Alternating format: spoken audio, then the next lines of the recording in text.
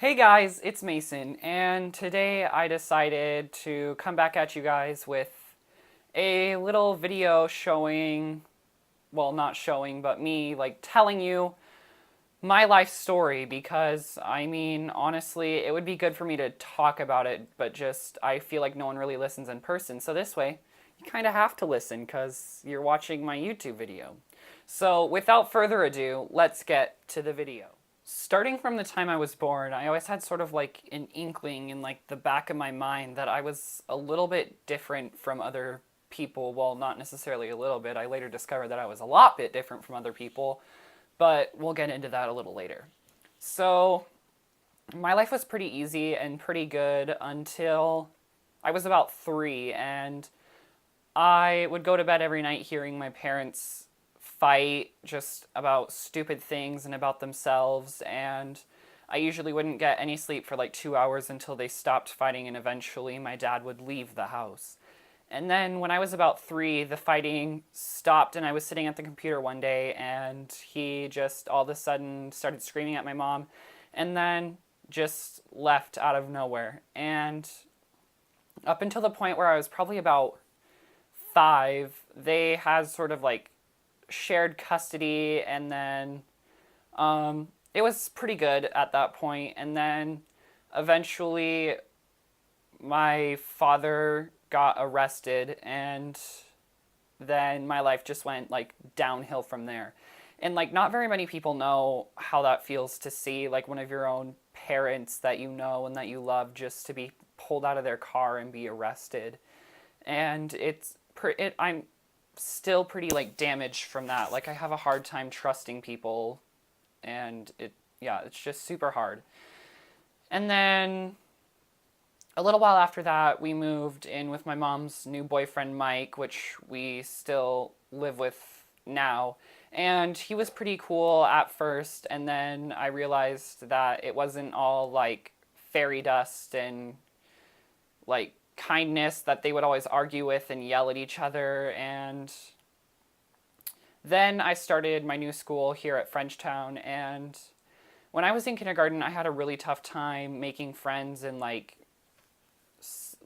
hanging out with people, and it was just really hard for me. And I remember up until the point of maybe like halfway through second grade, just mostly sitting and eating lunch alone, and like on the playground just walking, or like sitting on the bench with myself because I had nothing to do, because no one really wanted to be my friend with there, because they're all like a bunch of like close knit people who have been friends since kindergarten, and I just like showed up there.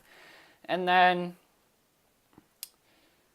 about third grade is when it went even more downhill, and I started to like doubt myself and wondering like why I should even be here, which is a really young age to like think that, but that's what other people made me think, and that's what I honestly thought about myself. And then in fourth grade, I would have done way worse. My grades started to kind of drop, and I would have done way worse in school and in life had not my fourth grade teacher, Miss Murphy, completely like reinvented me and made me think so much better about myself. And she's my science teacher now, and she's such a kind lady. Like, if you ever have a chance to meet her, or if you ever have, she has such a kind heart, and she will always be one of my favorite people in the world. And then skipping past fifth grade was pretty good for me, but skipping past that to sixth grade, I started like just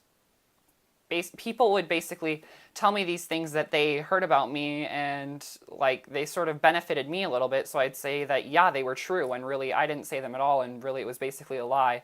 And then my lies started unraveling on me, and they basically caught up with me, and then everybody started targeting me and making me feel like complete shit. And so I really got to the point where like on an average month, I probably thought about like actually killing myself maybe 4 times in that month. And I remember coming home one night in early seventh grade, just staring at a rack of knives for probably maybe 3 hours until my mom got home.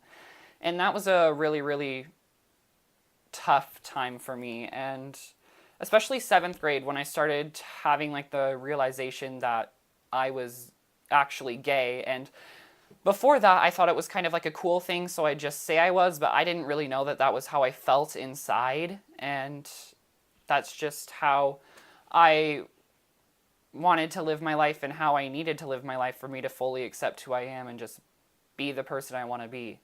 And so, going halfway through 7th grade year, I started to make my friends that I have now that are some of my best friends. And they really got me and accepted me and didn't really like care that I was gay or that like I just wanted to be myself. They just like were like, "Oh, okay." And they really accepted me and I love them and cherish them for that. And so going to this year, 8th grade, I still get a lot of like hate, just especially for like putting on like my makeup and stuff. Just it makes me feel like me, and like other people don't understand that that's like who I am and that's who I want to be.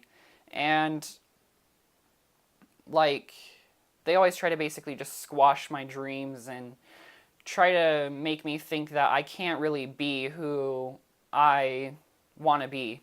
And I actually believed them for a little bit that I couldn't be who I necessarily wanted to be. And it's really hard to this day. And I just wish that people could be more accepting and realize that, like, everyone has their differences and everyone's not everyone's perfect, and that not everyone can like live up to that standard that people have set for them. And like me, I try to go against the flow because I feel like what's really categorized as the flow is fucking stupid and really like I don't really care about it. So I just really feel like more at peace with my like inner self now that I have like told everyone that I'm gay and like to put on makeup and just like that, now that I've been myself for like this past half 8th grade year. And so that's pretty much my life story from my perspective and like the troubles that I've gone through. I've gone through a lot more troubles than that, but they're like really sad and I'm not going to bore you with those. So yeah, that's pretty much it. So that is all I have for you today. I want to like thank you guys for listening because I really feel so much better now that I got this off of my chest. And like even now, I know I already said I'm like at peace with myself, but I'm even more at peace now that I told this actually on YouTube and got it off my chest and put it on a place where the possibility of like tons and tons of people seeing this, it just like makes me feel so good. So I hope you guys like, comment, and subscribe, and follow me on social media to get more of my life story. And again, I want to thank you guys for listening. So that's the end of this video. Thanks. Bye.